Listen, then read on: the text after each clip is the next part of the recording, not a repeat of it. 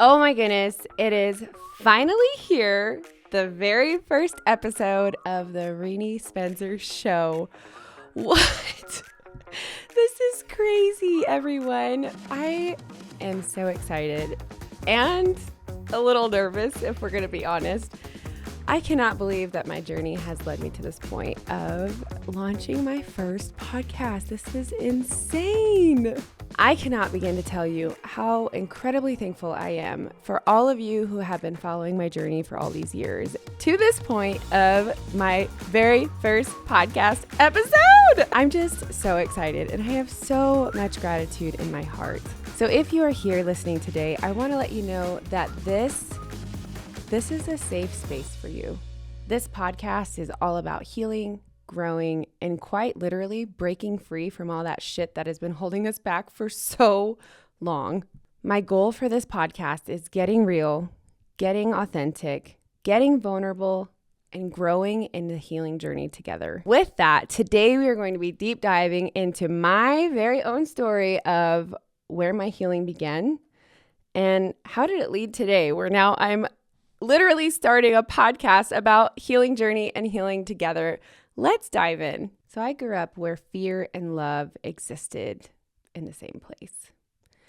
One minute, everything was exciting, full of joy, and the next you were bracing yourself for explosion and volatile behavior. My childhood was shaped by chaos, instability, and the constant need to be in survival mode. If you've ever lived in an abusive household, then you know exactly what I mean. That feeling of you never know what version of someone you're going to get and learning to shrink yourself to maintain your safety. Yep, that's the household I grew up in. Well, if you know me, then you know I'm not one that's easily controlled. I am not easily shrinkable. And because of that, I became the target. Yep, I was the one who questioned everything. I was the one who pushed back. I was the one who refused to accept that this type of abuse, this isn't normal and it's not acceptable. And that resistance, well, it made me the problem. And as I got older and I began to really fight to hold on to myself, my safety, the more I was broken down.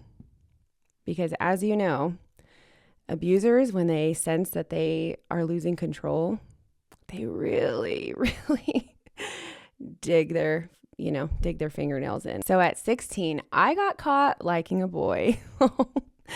And I don't even think it was liking. I straight on thought I loved this boy. And if you know what I mean, being a 16-year-old girl, you just think that this boy is going to be your whole life. Well, I got caught talking to him. And I got sat down by my parents and they said, "Do you like this boy?" You know, we didn't really have conversations growing up about the boundaries and healthy boundaries of a relationship developing in your teen years. So at first I lied and I said, "No, I don't like him." And, you know, my dad pulled out his phone records and was like, "Well, the phone records do not lie. So the lie detector test determines that is a lie." And I said, "Fine, I really like this boy." And my dad said, "Great, that's awesome. We just have to establish some boundaries around what it's like if you are going to like this boy." And so I was all excited. I got in the car. And as soon as I got in the car, my mom slapped me across the face right there, as soon as we got in the car.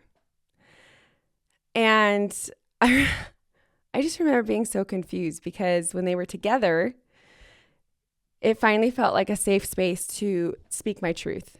And if you know what it's like to live in an abusive household, you know that your truth is never safe. And so she slapped me across the face and we got home and she said, "When you get home, you're getting spanked." So we get home and this time I'm like, "No, F this. I didn't do anything to deserve this. Like, why am I getting in trouble for liking a boy?" And she says, "It's not just because you liked a boy. It's because you lied to us." And she literally beat the shit out of me, busted in my face. My entire inside of my lip was completely purple. I had bruises all over my face, my neck, my back. I tried to get the phone because I was like, Finally, I'm going to call the police. I am so done with being treated like this. I'm 16 years old. I grabbed the phone. She took the phone cord out of the phone and beat me with the phone cord. And then she continued to put makeup on my face later once she calmed down to hide it from my dad so that he wouldn't know that when we got in the car and we got home, she beat the shit out of me. This is something I think about so much because I was 16, right? I could have told my dad. I could have told him that she beat the shit out of me. I could have showed him the bruises, but I didn't. And isn't it crazy how abusers can manipulate you, especially as a child, but even as an adult? We're so easily manipulated into not speaking our truth, right? Into hiding our truth. So I think back on this moment a lot and it makes me choke up because so many times we suffer in silence. And so many times we're manipulated into hiding these things. And this is why I'm passionate about healing out loud. This is why I'm passionate about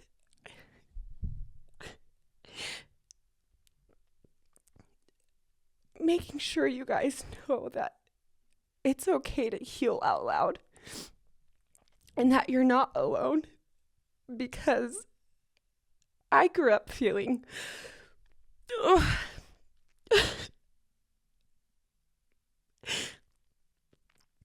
I grew up alone, and I grew up without the protection of an abuser. And when I finally escaped that abuse and chose to, I was given an ultimatum. I was given, you follow our rules or you get out. And this is another story for another episode, but I essentially was like, fine, I'm getting out.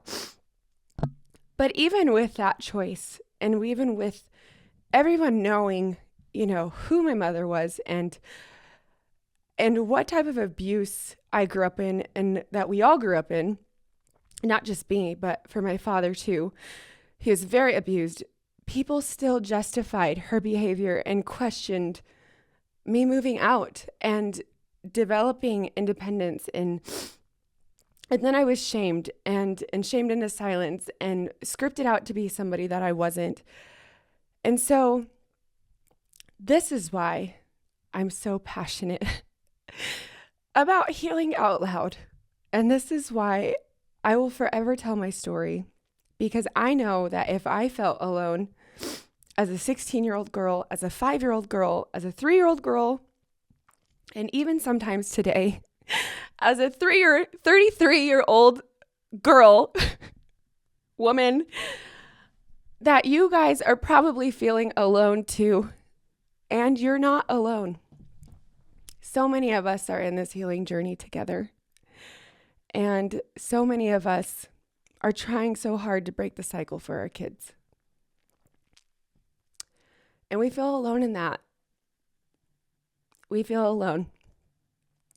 And you're not alone.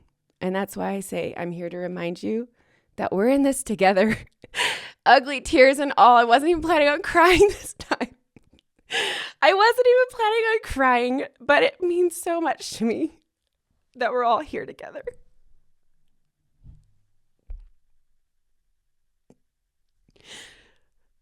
I love you guys. And healing is possible. And some days I don't feel like I've healed at all. And other days I feel like I'm a bad bitch and I'm doing great. And that's what's so beautiful about healing, is it's not linear. And that leads me to my next topic: learning to heal and grow and finding hope in the healing journey. There's going to be a lot of ups and downs in your healing journey. And that's okay. And breaking the cycle, yeah. It's freaking hard. But you know what? It's necessary. And you have the power to change your story. And you don't have to have it all figured out. Healing happens literally one step at a time. and sometimes 5 steps back. But that's okay because you know what? We're going to step forward one step at a time. And when we talk about healing, it's funny because I used to think this too. Like I would think that healing was just going to be this beautiful, peaceful path. Imagine you're walking through a whole garden of beautiful flowers and the sun is shining on your skin and you could just feel that vitamin D absorbing into your body. And this is healing. Hell to the freaking no, it is not. Yes, you're going to have beautiful moments in your healing journey, but it is not all butterflies and rainbows, okay? Healing is messy, man, and uncomfortable. It's truly facing the hard things that you have buried and pushed under a rug and digging up emotions you swore you would never dig up again. And I bet you once you buried those things, you thought you were healed. That is what's so funny is how many times do we suppress our feelings when we call it and we mask it with healing. Like, oh, I've healed. But have you really dug those things back up and healed? It's most likely you've suppressed because I know up until the last 3 years, that's exactly what I did because my healing journey did not start until 3 years ago. Here is what healing is. It is progress, it's setbacks, and then it's progress again. Healing is not to erase your past, okay? A lot of people think, and even I thought, that healing was to erase the past and make it so it no longer hurts anymore. It's about reclaiming yourself from your past. Let's say it together. Reclaiming myself from my past. It's learning to sit with your pain, but not let it define you. Okay? Healing is not allowing the things that have happened to you define you. And that's so powerful. Because how many of us are defined by the abuse or other people's opinions? So you got to give yourself permission to feel. You got to give yourself permission to have grace with yourself. You have to show up for yourself when it feels impossible. And one saying that I love that I replay through my head over and over is, you're not broken, you're becoming. You're not broken, you're becoming. Oh, it's just like that alone feels like 10,000 pounds has just been lifted off my shoulder because I am not broken. I am becoming. And how beautiful is that? And speaking of being broken, let's talk about where my healing journey began and why. Because I've told you now about my childhood, but I haven't dabbled into my parenting. And the saying, heal before you have kids. Yeah, that's a crock of shit. You're going to face so much trauma and so much pain when you have kids. It's impossible to heal before you have kids. And let's not forget, remember, healing is not linear. It's lifelong, okay? So where my healing began with my children is one, I never wanted children. I don't know if you know that about me, but I never wanted them. I wanted to be a selfish, independent woman, which is okay to be, by the way, when you are not a mother. And I just wanted to live my life and travel wherever I wanted to go and not have to deal with kids. Well, that did not happen because there came my daughter, the surprise of my life, and I was devastated. Devastated and depressed are the two words that can describe what I felt like my entire pregnancy with my daughter. And I did not connect with her until about 5 months after she was born. Fast forward, I thought I was a great parent. I was like, I am killing this. I am breaking this cycle. I am doing all of these amazing things. People are complimenting my parenting. My daughter listens. She's not that toddler that throws a fit in the store. She's obedient. She is getting spanked. I'm yelling at her. I'm forcing her to listen. I'm instilling fear. Yeah, I was doing fabulous. My kid listened because she was scared as shit. Okay. And I hired a parenting coach for a consultation because I started recognizing a lot of anxiety in my daughter. And I was like, where is this anxiety coming from?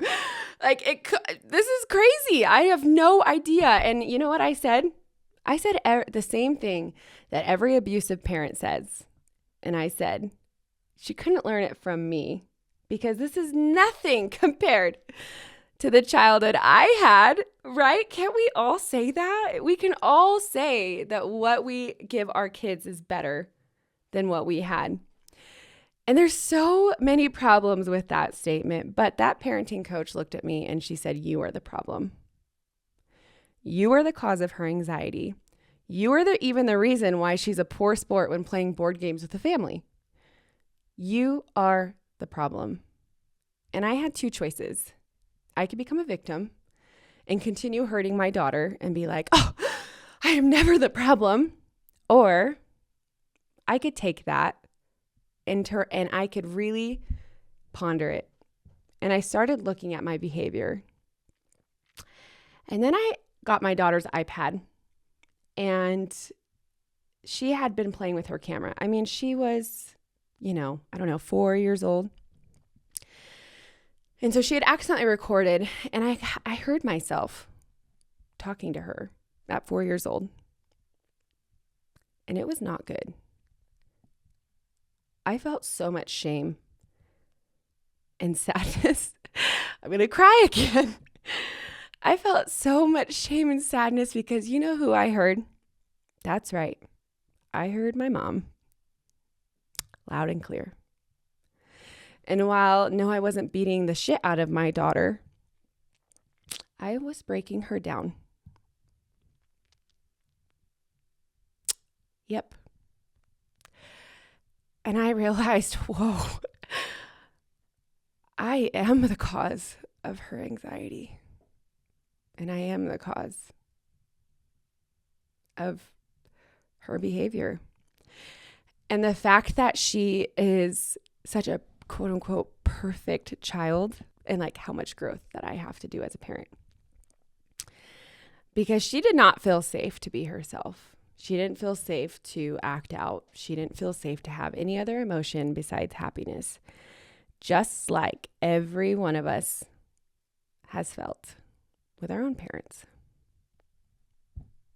And that's where my healing journey began. Because I realized in that moment that unless I wanted my daughter to cut me off and start a podcast of her own of how to heal from an abusive parent, then I had to fix my shit. So that's what I did. And let's circle back to healing, okay?